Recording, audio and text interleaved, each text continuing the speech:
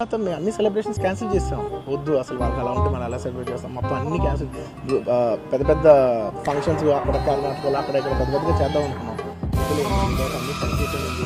ఆ తర్వాత ఒక తండ్రిగా నాకు ఇంత సాధించి ఇంత పెద్ద సినిమా తీసిన అతను లాస్ట్ 2 వీక్స్గా ఈ గార్డెన్లో మూల కూర్చుని ఉంటున్నాడు.